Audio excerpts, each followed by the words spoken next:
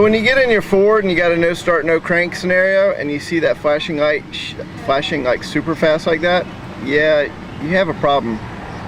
More than likely it's your chip in your key, and as you see there's no chip in this key. We pulled it out, it was bad, so we're gonna go ahead and put a new key in it, rescan it, and see if we can get that theft light to go out. But if it's blinking normal, it's fine, but when it's blinking fast like that, it's not. Okay, now I did want to show you real quick. Now when you turn your engine on, okay, you should see the theft right now when the key's off, but when you turn it on, it should come on for 1 to 3 seconds and then should turn off.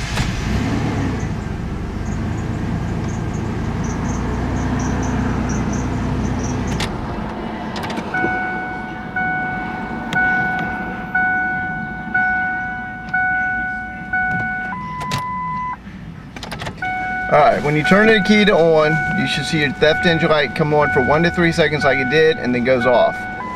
If it stays on or stays flashing, you know you've got a problem. So right now, it went out, turned the key over, vehicle started right up.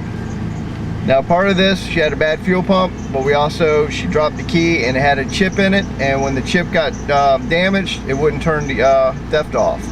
So the truck would not start, wouldn't pulse the fuel pump. Anyway, so I hope that helps you guys to troubleshoot your Ford vehicle with a theft light.